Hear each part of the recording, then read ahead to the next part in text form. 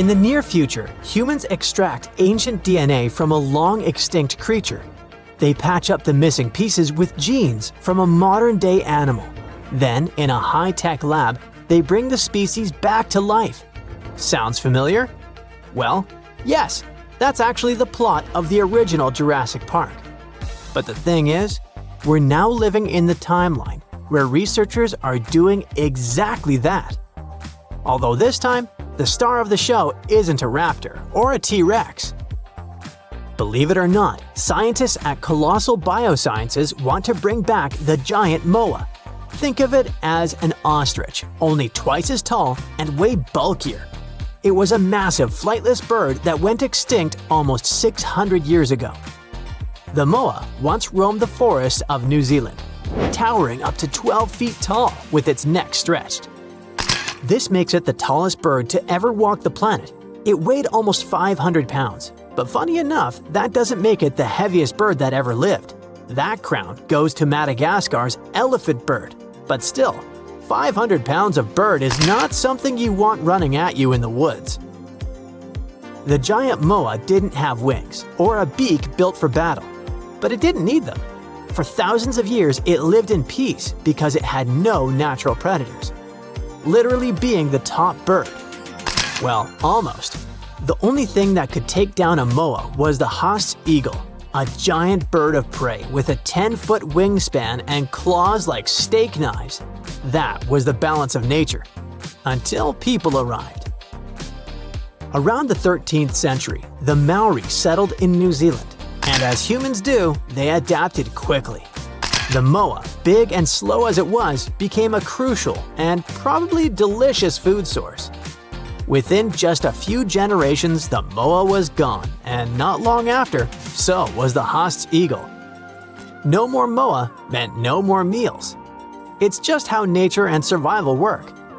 The Maori were skilled hunters, making a life in a new land. But their arrival marked a turning point in New Zealand's ecosystem, one we're still talking about today. The moa wasn't just big, it played a huge part in keeping forests healthy.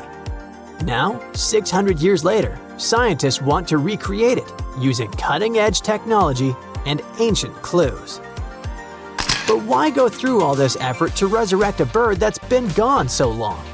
Well, according to Colossal Biosciences, the same company behind those gene-edited direwolf cubs that we talked about before, it's not just about the wow factor. They say moas helped shape the landscape itself. In New Zealand, moas helped control vegetation and spread native plant seeds. They kept forests from becoming overgrown and unbalanced. Without them, some plants lost their main seed carriers, and invasive shrubs started to take over areas once kept in check. So the idea is, if we can't rewind the clock, maybe we can reboot the system. Introduce an animal that fills the same job that can help restore what's missing. Okay, but how do you bring back an extinct species? And is that even possible? Well, sort of. But not in the sci-fi clone a complete dinosaur way like in a movie. The original moa has been gone for centuries, and its DNA is damaged, degraded, and full of holes. So instead of making a perfect copy, researchers are going to remix, so to speak. They'll take whatever usable moa DNA they can find and patch the gaps using genes from its living relative, probably the emu. With a tool called CRISPR, which is like a Photoshop for genomes, they'll stitch it all together, tweak the embryo, and grow it in a lab. If all goes well, the result will be something that looks, walks, and stomps like a moa, but not exactly a genetic twin. It won't be a clone, and it definitely won't be 100% authentic. However, Colossal Biosciences says that's fine. If it behaves like a moa and fills the same job in the ecosystem, that's mission accomplished. So no, we're not recreating the past. Not literally. We're building something new that plays the same role. But here is where it gets interesting. Colossal Biosciences seems to be just getting started. They've got an entire extinction comeback roadmap in place. In addition to the giant moa, the company is also working on reviving the woolly mammoth, the dodo, and the thylacine, also known as the Tasmanian tiger. Each one vanished under different circumstances, but the goal is the same: to create a modern version that can fill the ecological gaps those animals left behind. Woolly mammoths were Ice Age elephants. They were befriending ground sloths and shaking the Arctic ground with each step, knocking down trees and flattening snow. During the Ice Age, this region wasn't the frozen wasteland we know today. It was called the Mammoth Steppe, a dry, windy grassland stretching from Spain to Siberia to Alaska, filled with cold, hardy grasses and scattered shrubs. Mammoths helped keep it that way. However, some scientists think that their disappearance may have turned open ecosystems into soggy, carbon-trapping wetlands. So now, the idea is to mix mammoth DNA with Asian elephants to create a fuzzy, cold-loving hybrid that could help the Arctic stay grassy instead of swampy. Maybe even help slow down climate change by keeping the permafrost frozen a little longer. The dodo bird is probably the most famous extinct animal in history. It lived on the island of Mauritius, where it ate fruit and helped spread seeds across the forest. After European sailors arrived, the number of dodos slowly dwindled. It disappeared in the late 1600s, less than a century after it was first discovered, and some scientists believe that its absence had lasting effects on the island's ecosystem. One example would be the Tambalakoke tree, also known as the dodo tree, which might have depended on the dodo to help its seeds sprout.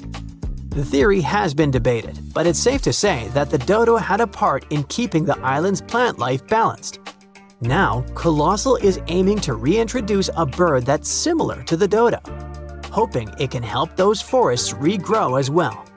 And then there's the thylacine, my favorite. It's part wolf, part kangaroo, with tiger-like stripes. Despite these strange features, it was a top predator and helped control prey populations in its habitat. But after being blamed for attacks on livestock, it was hunted to extinction. Researchers believe a new thylacine could rebalance nature where things have gone out of hand.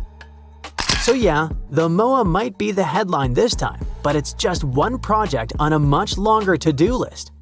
However, this is where the big debate begins, because not everyone's on board with this whole bring back a beast plan.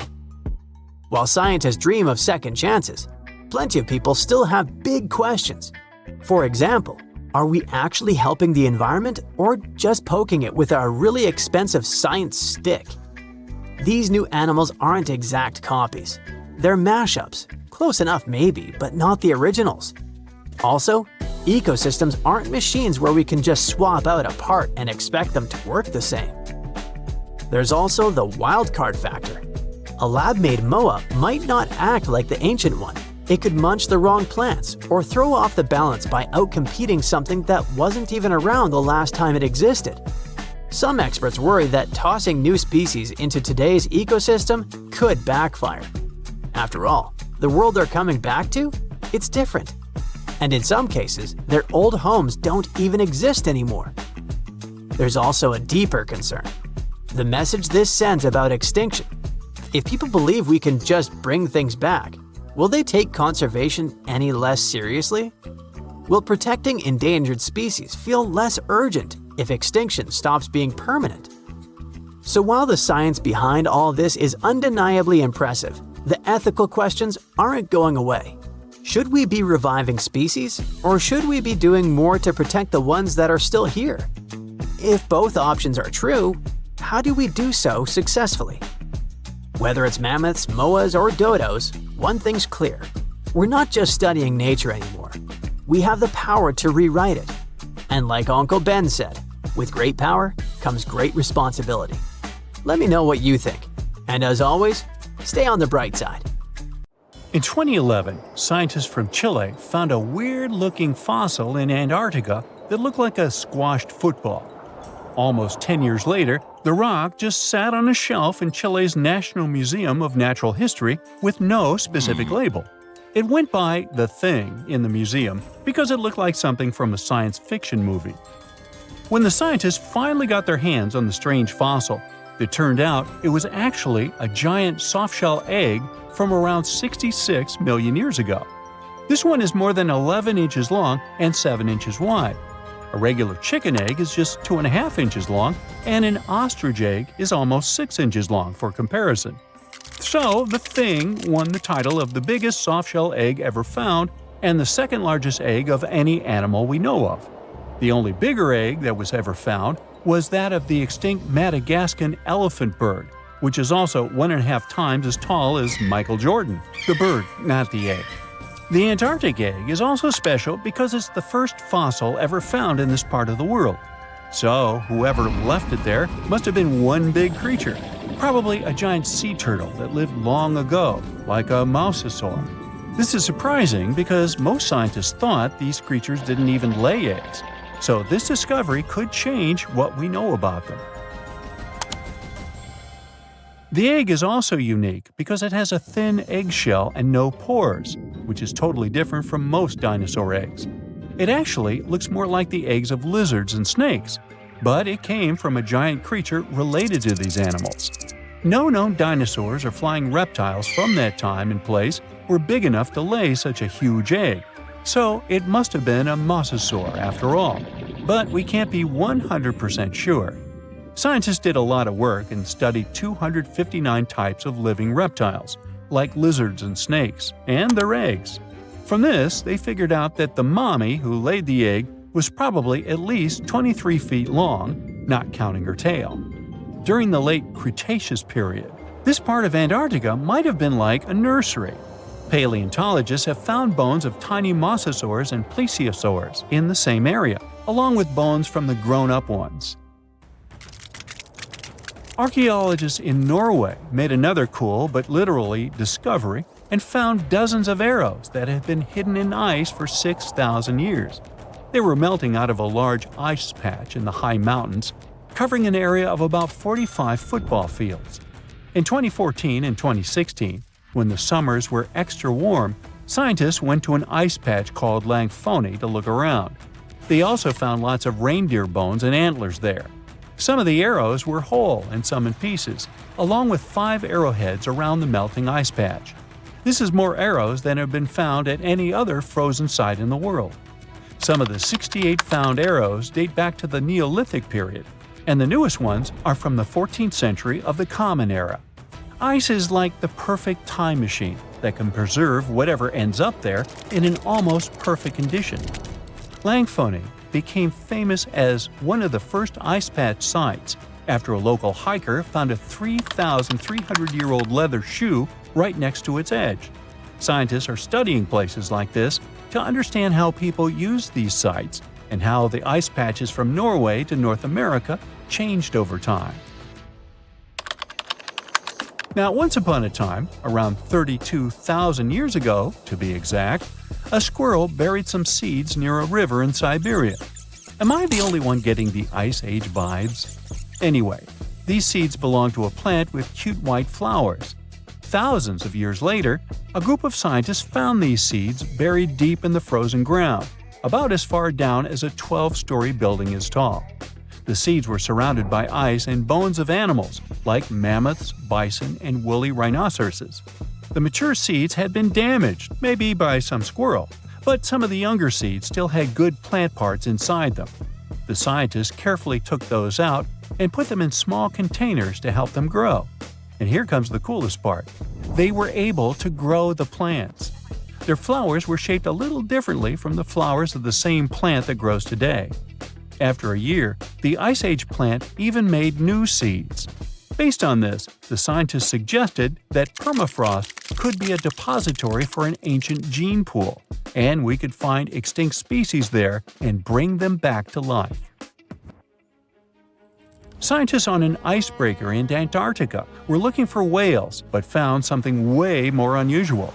The camera behind the ship, which is as heavy as a car, detected 16 million icefish nests on the floor of the Weddell Sea. The nests were located about every 10 inches in all directions and covered an area of 93 square miles, which is slightly bigger than the whole of Washington, D.C. The colony even had a distinct border, which was a line in the sand. The scientists were in the area because they were studying a special spot in the ocean where the water was a little warmer than the water around it. In this warmer water, they found tiny animals called zooplankton near the top. When the young ice fish hatch, they swim up to this area to eat the zooplankton before going back down to the seafloor to grow up and have their own offspring.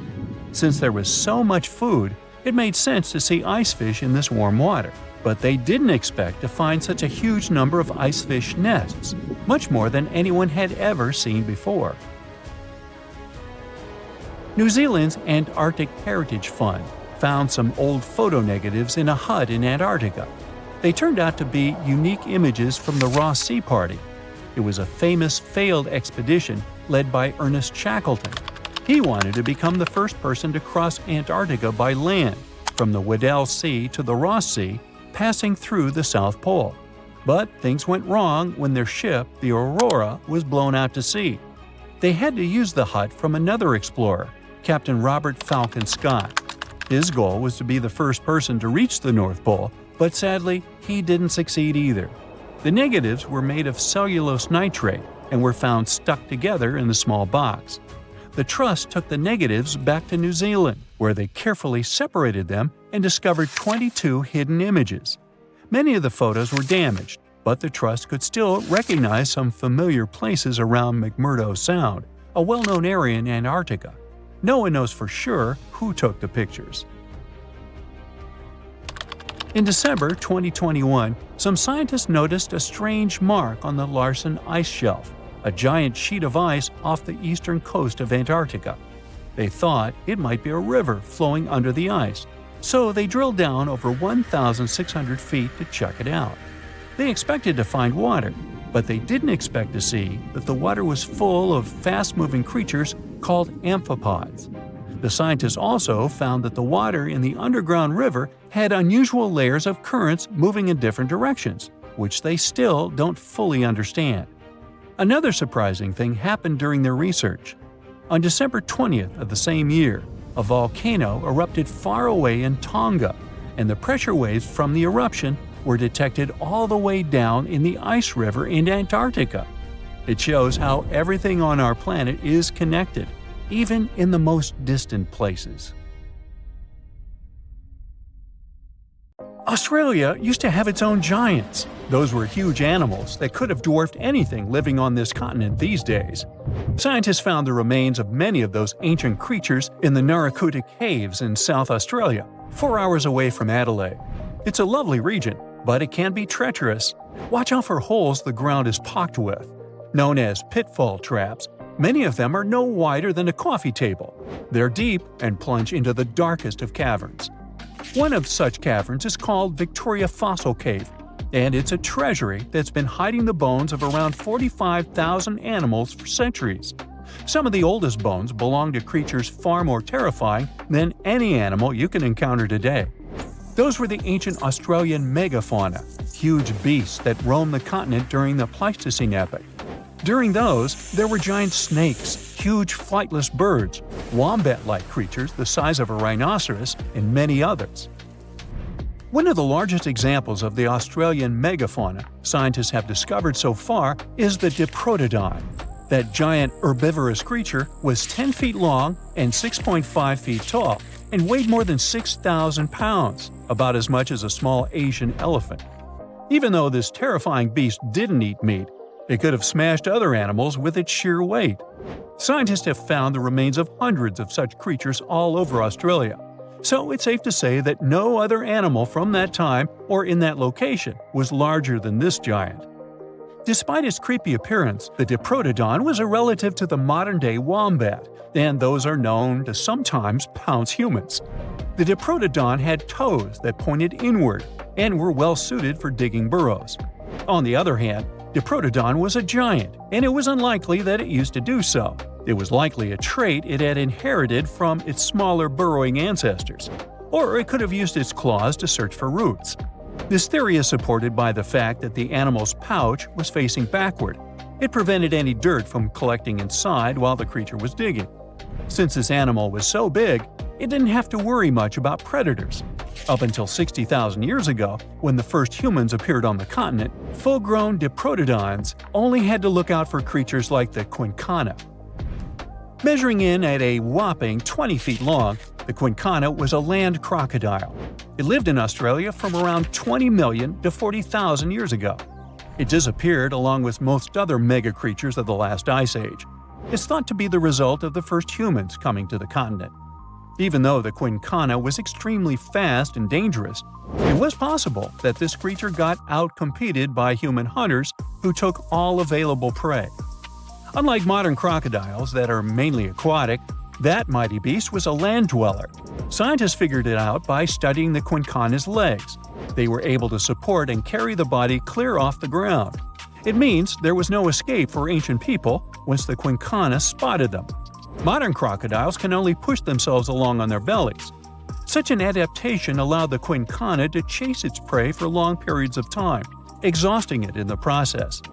Another creepy feature of this ancient monster was its teeth. Aquatic crocs have conical teeth. Those are great for gripping and holding on to prey underwater. But quincana had knife-like teeth, ideal for slicing soft-bodied animals like, mammals. Another Australian monster, Thylacoleo, wasn't all that large, but it didn't make it any less terrifying. It was still among the top predators and the biggest carnivorous animals in Australia. This creature was a true oddity of nature, even by prehistoric standards. First, its teeth resembled not those of a regular predator, but those of a rodent. Its front incisors were enlarged, taking the place of canines. Premolars were also shaped like blades. They were used for cutting flesh and bone. At first, scientists thought that Thylacoleo used those teeth to eat nuts and fruits. But later, a study showed that the use of such teeth was better suited on necks and spines. The jaws of this ancient creature were immensely powerful. A 220-pound Thylacoleo had a bite force similar to that of a present-day 550-pound lion. It means that the animal could easily bring down prey much larger than itself. Then there was Thylacoleo's tail. It had strong muscles which provided the animal with the ability to use the tail as support when tackling large prey. The Thylacoleo had retractable claws, and this feature is very uncommon among marsupials. It allowed the animal to keep its razor-sharp hooks from getting blunt and could help it get a better grip on its prey. Scientists are quite sure that, like today's leopards, the Thylacoleo could climb trees and jump on other animals from above. It was done so fast and stealthily, they never knew what hit them. The creature's rear feet support this theory. The first toe there was reduced, but the foot had a rough pad like what modern-day possums have. It allowed them to have a better grip while climbing. Right after scientists found the first skull of the Meliolania, this animal was classified as a lizard. That's why its name translates to small groomer. But after they discovered more complete fossils, it turned out that the Meliolania was a giant turtle. But that's not all. It was one of the largest land turtles to ever have existed. The main reason researchers initially believed the creature to be a lizard was the fact that its skull was adorned with a series of spikes. It's something the modern-day horned lizard can boast. But even after discovering the true nature of the Meliolania, scientists still don't know how to properly catalog it. It might have been a creature that folded its neck under its spine, or it could have folded it to the side. Beside those defensive mechanisms on its head, the Meliolania was also equipped with a spiked tail, which was probably used to prevent predators from attacking the animal from behind. Most species of the Meliolania disappeared around 2,000 to 3,000 years ago because of humans who hunted them to extinction in both Australia and on the surrounding islands. It took around 2 centuries for these turtles to go extinct in that region of the globe. The Megalania was a giant Australian lizard that existed at the end of the Pleistocene epoch. It looked like a Komodo dragon and the Australian monitor lizard, which are both believed to be Megalania's closest living relatives. Fossils tell us that the ancient animal was anywhere from 15 to 26 feet in length. Ow! The youngest fossil remains of this ancient Australian monitor lizard date back to about 50,000 years ago. The first indigenous settlers must have encountered Megalania, which led to the lizard's extinction. Originally, scientists thought that the Megalania was the only member of the genus Megalania, but these days it belongs to the genus Varanus, which means that the prehistoric creature is closely related to other Australian monitor lizards. Our next giant creature on the list was once dubbed an ostrich on steroids. I mean, look at it. It was the last of the thunderbirds to go extinct in Australia.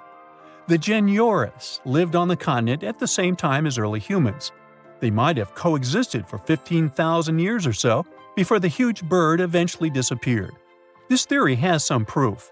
The bird's fossils found along with human artifacts. Some cave paintings also depict flightless birds similar to the Genyornis in size and shape. Although it wasn't the largest bird in Australia, the goose-like creature was still as tall as a grown-up man and weighed around 550 pounds. Even a modern-day ostrich can be dangerous if it feels threatened. Imagine meeting its giant prehistoric relative. Scientists are still arguing about its diet. Many believe the creature was an herbivore, but there's still a chance that the Genyornis was a partial scavenger. Its small, stubby wings and powerful hoof-like legs hint that the bird could have been a plant eater. But its huge beak and exceptionally deep lower jaw evoke suspicion. Such features are highly unusual in birds. Today, I'm going to tell you about creatures that had unique features which allowed them to grow to incredible sizes. They were some of the most impressive animals to have ever existed on our planet. The Argentinosaurus is a genus of sauropod dinosaurs that lived approximately 97 million years ago in what is now South America. Scientists think it was one of the largest land animals ever, with a length of up to 100 feet and a weight of up to 100 tons. A farmer stumbled upon a giant leg bone while tending his cattle. That's how he discovered the first fossils of the Argentinosaurus in Argentina in 1987. Further excavations uncovered more bones, revealing a massive dinosaur that would have dwarfed most other animals of its time. The Spinosaurus, meaning spine lizard, is a genus of theropod dinosaur that lived around 97 million years ago in what is now North Africa. It is believed to be one of the largest carnivorous dinosaurs to ever exist, with a length of up to 60 feet and a weight of up to 23 tons. The Spinosaurus is known for its distinctive elongated sail-like structure on its back.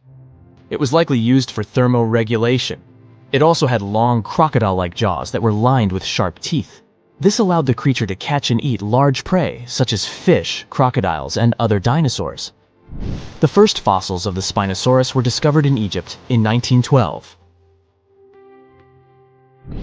The sperm whale, Physeter macrocephalus, is a species of toothed whale that is the largest toothed predator on Earth. It also has the largest brain of any animal species. It is found in oceans all over the world and can dive to depths of up to 7,000 feet in search of food. You can easily recognize sperm whales by their massive, block-shaped heads, which can measure up to 1/3 of their total body length. They have dark brown or grayish-blue skin and a distinctive wrinkled appearance. The Titanoboa is an extinct genus of a giant snake that lived approximately 58 million years ago. It is considered to be the largest known snake ever. It could grow up to 42 feet and weighed around 2,500 pounds. The first fossils of the Titanoboa were discovered in a coal mine in Colombia in 2004. This discovery meant a lot because it provided insights into the size and behavior of snakes during the Paleocene era, as well as the overall climate and ecosystem of the time. The blue whale, Balænoptera musculus, is the largest animal on Earth, measuring up to 100 feet in length and weighing as much as 200 tons. These marine mammals are found in oceans all over the world and can live up to 90 years. Blue whales have a long, streamlined body that is usually blue-gray in color with mottled patterns. They have a small dorsal fin and 2 pectoral fins that are about 1/3 the length of their body. Blue whales feed on tiny shrimp-like creatures called krill, and they eat a lot. A single adult blue whale can eat up to 8,000 pounds of krill in a day. The Leadsichthus is an extinct genus of large, bony fish that lived during the Jurassic period, approximately 155 million years ago. It is believed to be one of the largest fish that have ever lived. Some estimates suggest that it could grow up to 55 feet in length. The first fossils of Leadsichthus were discovered in England in the 19th century, and more recent discoveries have been made in other parts of Europe, South America, and Africa. Despite its enormous size, the Leedsichthys was a filter feeder, similar to modern-day whale sharks, and likely fed on plankton and other small organisms. The creature did it by simply swimming with its enormous mouth open, filtering water through its gills. The pterodostro is an extinct species of flamingo-like birds that lived approximately 35 million years ago. They were relatively small birds with a wingspan of about 2-3 feet. And they were known for their distinctive long, narrow beaks equipped with comb-like structures used for filter feeding. The pterodostro lived in shallow bodies of water, like lakes and lagoons, and mostly fed on small crustaceans and other tiny organisms. The animal filtered them from the water using the comb-like structures on the inside of its beak while swimming through the water. The African elephant is the largest land animal on Earth, and one of the most recognizable ones. There are two species of the African elephant, the savanna elephant, Loxodonta africana, and the forest elephant, Loxodonta cyclotis. You can see them in various parts of sub-Saharan Africa. These creatures can be identified by their large size, gray skin, and long trunks. African elephants can grow up to 13 feet tall and weigh up to 14,000 pounds, depending on the species and gender.